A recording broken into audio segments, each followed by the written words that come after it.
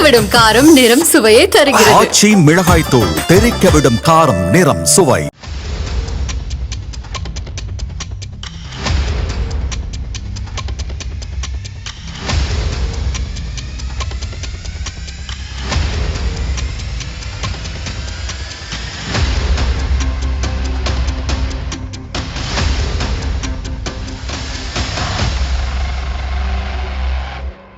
தேடப்பட்டு வந்த நபரை பிடித்து விட்டோம் என வடக்கு மண்டல ஐஜி அஸ்ரா கார்க் அப்படி ஒரு தகவலை கூறிய போதுதான் கொதிப்பில் இருந்த ஒட்டுமொத்த தமிழ்நாடும் இன்னும் ஆவேசமாகி, அவனை இன்னுமா உயிரோட விட்டு வச்சிருக்கீங்க, சுட்டு கொல்லுங்க என்கிற அளவுக்கு எரிமலையாய் வெடித்து சிதறிக் கொண்டிருக்கிறார்கள்.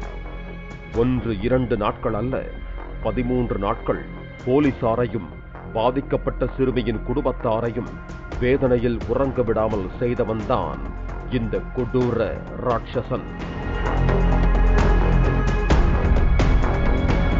அதுவும் நெஞ்சை பதற வைக்கும் அந்த சிசிடிவி காட்சி சமூக வலைத்தளங்களில் வெளியான போது அவனது தோற்றம், உடல் அமைப்பு, இதையெல்லாம் பார்த்து நிச்சயமாக இப்படி ஒரு கொடூரம் தமிழ்நாட்டில் நடந்திருக்காது, வேறு எங்கோ நடந்திருக்கலாம் என்றுதான் ஆரம்பத்தில் நினைத்தார்கள்.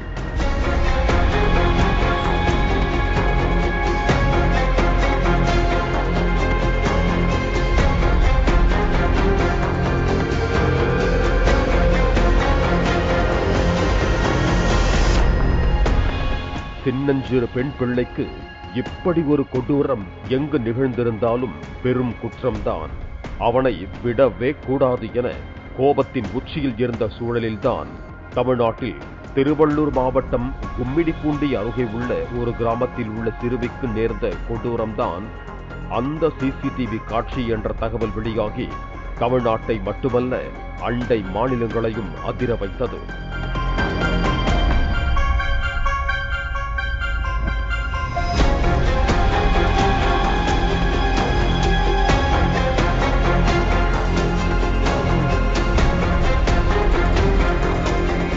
அதுவும் பட்டப்பகலில் பள்ளி முடிந்து கடந்த 12ஆம் தேதி மதியம் சுமார் 12:45 மணியளவில் பாட்டி வீட்டுக்கு சென்ற 4ஆம் வகுப்பு படிக்கும் 8 வயது சிறுமியை வாயை பொத்தி மாந்தோப்பிற்குள் தூக்கிச் சென்று பாலியல் வன்கொடுமையில் ஈடுபட்ட கொடூரம் இதற்கு முன் இவ்வளவு அப்பட்டமாக நடந்ததை மக்கள் பார்த்ததில்லை. அதுதான் பொதுமக்களின் ரத்தம் கொதிக்க வைக்க முக்கிய காரணம். அதுவே எதிர்க்கட்சிகளின் போராட்டமாக வெடிக்க ஆரம்பித்தது.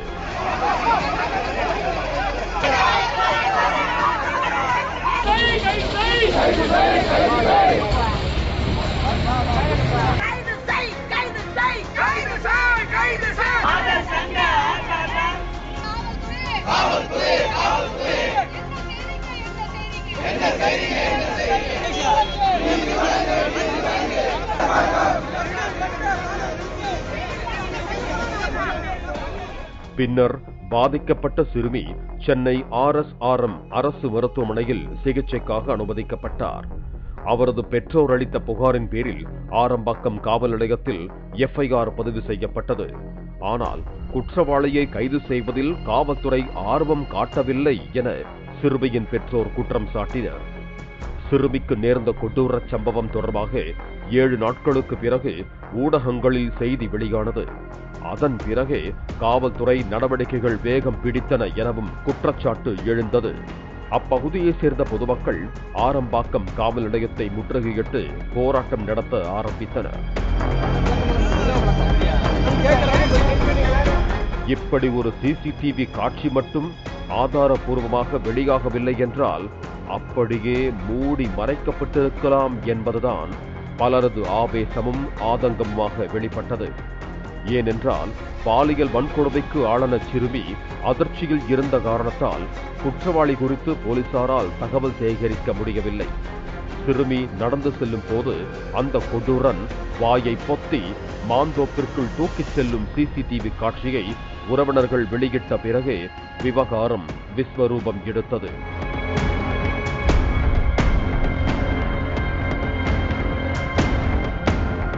சிசிடிவி காட்சிகள் தெளிவற்று இருந்ததும் ஆரம்பாக்கம் மற்றும் ரயில் நிலைய பகுதியில் வேறு எங்கும் சிசிடிவி கேமராக்கள் இல்லாததும் விசாரணையில் தொய்வை ஏற்படுத்தியது.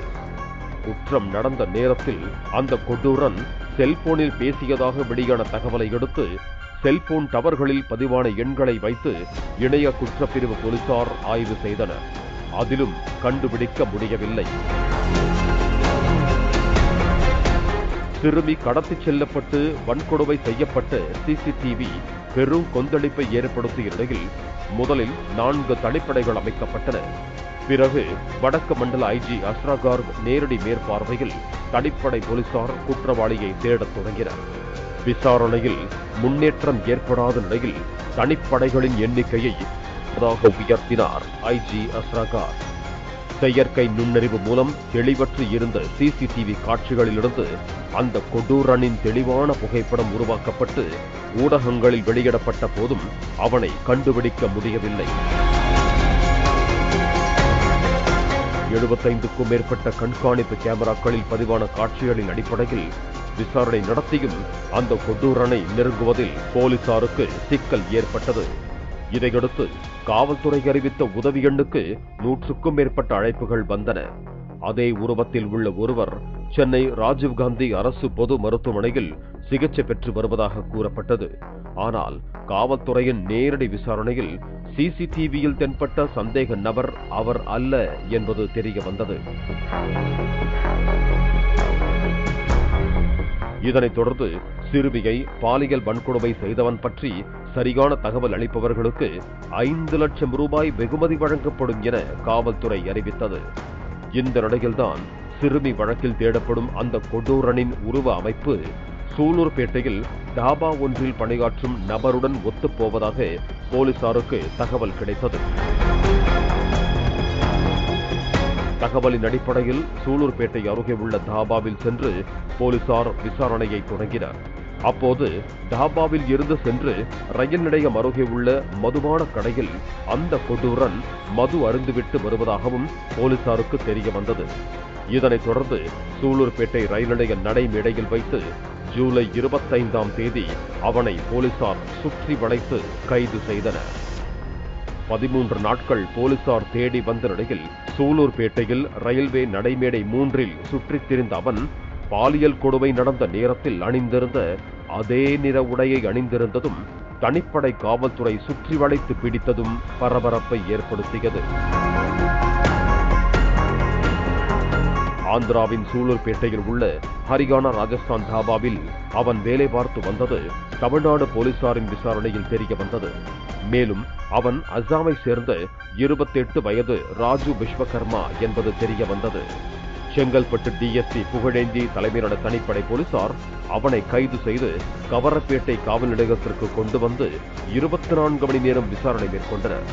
வடக்கு மண்டல ஐஜி அஸ்ரா கார்க், காஞ்சிபுரம் சரகடி ஐஜி திவ்யா ஆகியோர் கவரப்பேட்டை காவல் நிலையத்தில் நேரில் வந்து விசாரணை மேற்கொண்டனர். பிடிபட்ட அந்த கொடூரன் ஆரம்பத்தில் தன்னை மேற்கு வங்க நபர் என்றும் பின்னர் அசாமைச் சேர்ந்தவன் என்றும் கூறி குழப்பத்தை ஏற்படுத்தியுள்ளான். உரிய ஆவணங்கள் எதுவும் இன்றி சூலூர்பேட்டை பகுதியில் உள்ள தாபா உணவகத்தில் தங்கி சப்ளையராக வேலை பார்த்து வருவதாக கூறியதை தொடர்ந்து அந்த தாபாவின் உரிமையாளர் விக்ரம் சிங்கை அழைத்து வந்து விசாரணை மேற்கொண்டனர். மேலும் ராஜு விஸ்வகர்மாவை சூலூர்பேட்டை அருகே உள்ள குப்பாரெட்டி பாளையம் கிராமத்தில் சென்னை கொல்கத்தா தேசிய நெடுஞ்சாலையில் நெல்லூர் செல்லும் சாலையோரம் அமைந்த ஹரியானா ராஜஸ்தான் தாபா உணவகத்தில் தனிப்படை போலீசார் அழைத்துச் சென்று விசாரணை நடத்தினர். 12 நிமிடங்கள் நடந்த விசாரணையின் போது தாபாவில் சோதனை நடத்திய காவல்துறையினர் அங்கு குற்றவாளி பயன்படுத்திய உடை, ஆவணங்கள் மற்றும் பொருட்களை பறிமுதல் செய்து காவல் நிலையத்திற்கு கொண்டு வந்தனர்.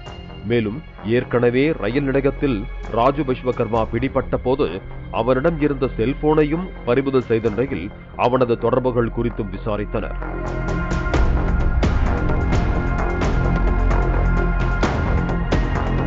இந்த நிலையில் இவன் ஆரம்பாக்கம் ரயில் நிலையத்திற்கு மின்சார ரயிலில் பயணித்து பாலியல் கொடூரத்தில் ஈடுபட்டது எப்படி என்றும் வேறு ஏதேனும் குற்றச் செயலில் ஈடுபட்டுள்ளானா என்ற கோணத்திலும் தொடர்ந்து விசாரணையில் ஈடுபட்டிருக்கிறது காவல்துறை.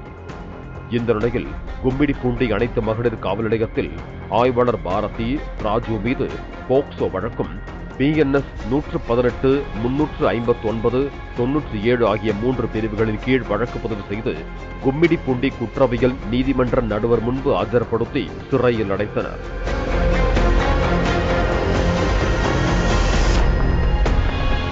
இவனைப் போலவே உடையணிந்த ஒருவர் பள்ளிச் சிறுமியை தூக்கிச் சென்றதாக புதியதாக ஒரு CCTV காட்சி வெளியான நிலையில் அதில் இருப்பதும் இவன்தானா என்பதை கண்டறிய போலீசார் தீவிர விசாரணை நடத்த திட்டமிட்டிருக்கிறார்கள்.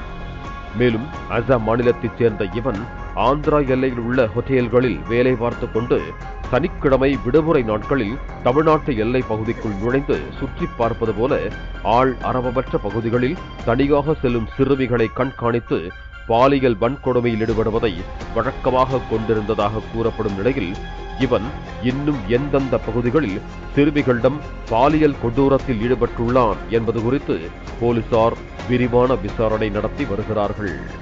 பாலிமர் செய்திகளுக்காக சென்னை செய்தியாளர் கதிரவன். தெறிக்கவிடும் காரம் நிறம் சுவையை தருகிறது. ஆச்சி மிளகாய் தூள் தெறிக்கவிடும் காரம் நிறம் சுவை.